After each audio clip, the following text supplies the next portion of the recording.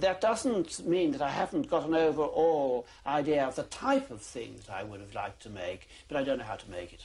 Yes. So you come in with an overall image which you don't want to define except through working towards it. Yeah, no, but that's exactly how it is. Yes. That's putting yourself at risk all the time, isn't it? Well, don't you think you have to? At least as an artist you always have to. I mean, if otherwise you turn into an academician. Are you excited when you're painting, or are you absorbed, or are you depressed, or what? Do you have a particular mood, or does it change a great deal? Well, of course, it changed like all our moods. Yeah. It changes, yes. But I have a very sort of optimistic nature, so I always think something's good's going to turn up, or exciting. When you're actually following the oil, as you say, you make a brushstroke one way and that takes you one way. Obviously that's quite dangerous, and it might take you a way that you find you don't like at all. What happens then? Well, very often that does happen, and just means destroying the canvas. You actually destroy the canvas? I do, generally, yes. Mm-hmm. You don't clean it and reuse it or anything? I don't, because you can't. You see, I work on the opposite side, the unprimed side of the canvas, and that can't be cleaned. It just soaks right into the texture of the canvas. Yes. Why do you use, as it were, the wrong side of the canvas? Well, I was living once down in Monte Carlo, and I'd lost all my money, and I had no canvases left, and so the few I had, I just turned them. And I found that the what's called the wrong side, the unprimed side of the canvas, worked for me very, very much better. And so I've always used it. And it was just by chance that I had no money to buy canvases with. How does it work better? I mean, what is better about it? Can you tell us? Yes, it holds. If you make a mark on it, you can rub it out on a prime canvas and take it out. With that, it's there. It's indelibly made. I believe that sometimes you use a rag a lot on the canvas, you use brushes, scrubbing brushes to scrub on, you actually throw paint sometimes at canvas. Can you talk about the relationship you have with the canvas in that very physical sense? Why is it important to you to sort of battle with it in that way? Because if you've ever seen somebody painting a wall, or if you've ever painted a wall yourself, you will see that the first mark that you make, and where the brush makes that mark, it has a vitality. That when you've got the overall thing created, it's lost. And so you want that first mark, every mark to be that first mark, as it were? Yes. What's to be gained by throwing paint literally at a canvas? Well, that was, I only did in a few paintings. I was sick of the look of them, I just threw a lot of paint on them. And they turned out, well, they turned out, as they did. I quite liked them. Is there any way that you finish a painting, or do you just leave it? I know when it's finished. I mean, my instinct tells me when it's finished. I can't do any more to it. Do you work continuously on the one painting, or the triptych, or can you work on something, leave it for 6 months or even a year and come back later, or do you clear what you're doing? No, practically everything I do, I work very quickly, and I work on them. For instance, the triptychs, I can't. As you can see in a room like this, I couldn't work on them all together. Yeah. So I just work on them, and they happen to join up. Yeah. You see, when I do these paintings, I have had an overall idea of what I want to do, but as I'm always hoping the chance is going to work in my favour, I don't really know. I don't try to read my work. I don't really know what it means. I only know what it means to me formally. So you're resisting telling a story? I mean, that is not telling a story. Very, very much so. I don't want to tell a story. I have no story to tell.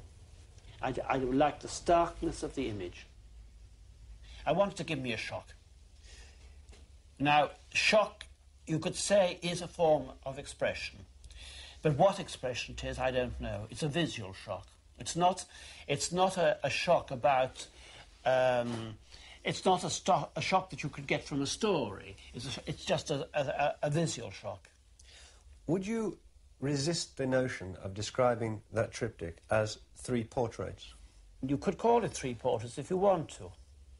But I don't think of it in that way. So what is it that you're presenting when you've finished? Nothing except what people want to read into it. Nothing.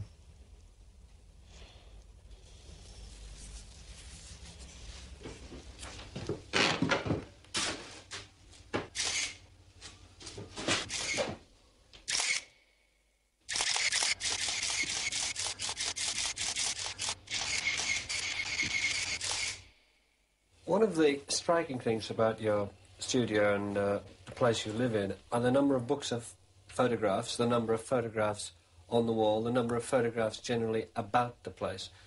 Why are you so attracted to photographs? Well, I've looked at every type of photograph. I mean, of wild animals, of movement, of every type of photograph. I don't really care what the photographs are, they just interest me.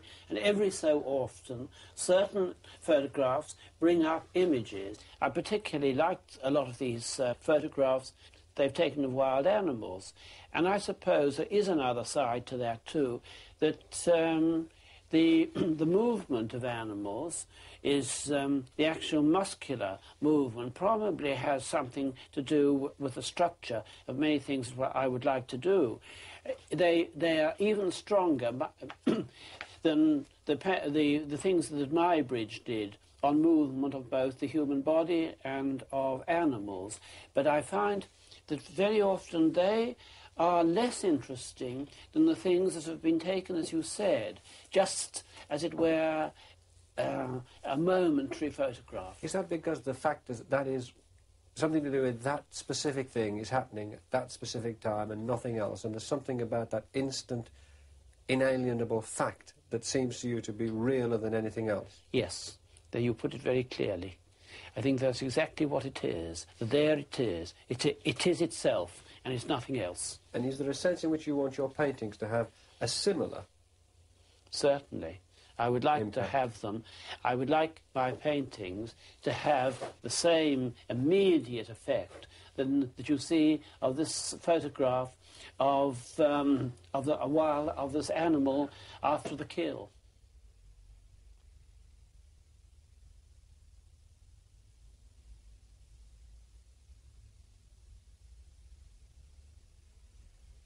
You refer to Muybridge, and you've taken a great interest in his work. Of course, he experimented with taking photographs of movement almost 100 years ago now, didn't he? And so yes. We saw movement in a different way, frame by frame. What is his attraction to you? What do you get from Muybridge?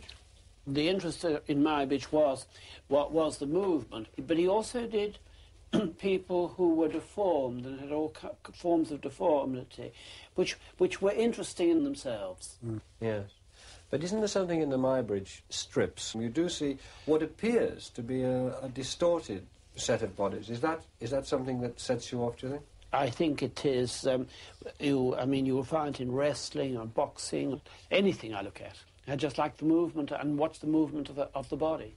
Every possible suggestion can come up from any type of photographs, pornographic photographs, anything you like. All those things can be fascinating. You can see all kinds of interesting and exciting things that you could perhaps use. You were very actually taken at one stage with X-ray photographs, and some photographer had done. Well, I had a book on positioning in radiography. That's right. Which was, and there were very, very interesting things in that. And but it isn't. You see, for me, these things are just these things that are spread around the table are just like like what is called, perhaps more conventional, it's called having a model or subject matter. These are my models and my subject matter.